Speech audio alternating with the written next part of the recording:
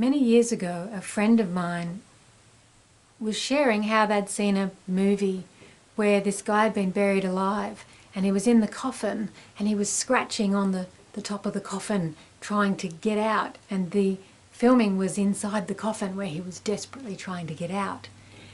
And he shared that years and years later he was still having recurring nightmares about that very thing.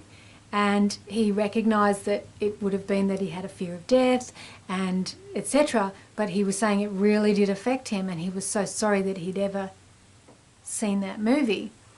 And I could relate to it because I've had times in movies and things myself where I've seen something where it's had an impact and I've really struggled to move through it and rise above it.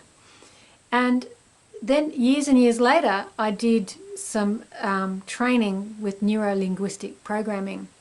And what I found out was that every image, everything that we see is actually stored in our unconscious, and it stays there, like unknown to us. Everything that we ever experience and witness, and definitely visuals are very powerful at having an impact on us. And so I realized and I reviewed, what am I watching? What am I looking at? Whether it's watching the news or a movie that's got violence or, you know, scary things in it. What am I choosing? And do I choose to allow those things into my mind?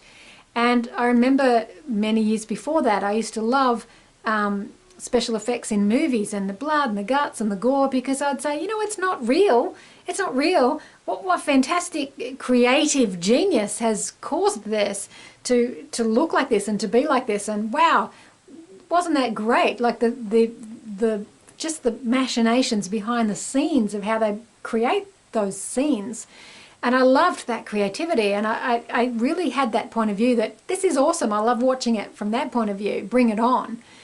But the unconscious mind can't tell the difference between imagined and real.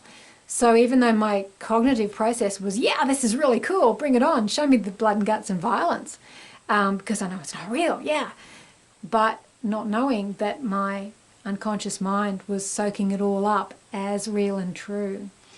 So I really got to review my life and what I was choosing, and I got a lot more selective about what I was looking at and allowing into my unconscious mind.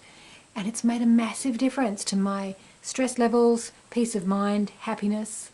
And so I just wanted to share that if anyone would like to enhance their world, that's just one way to consider doing it.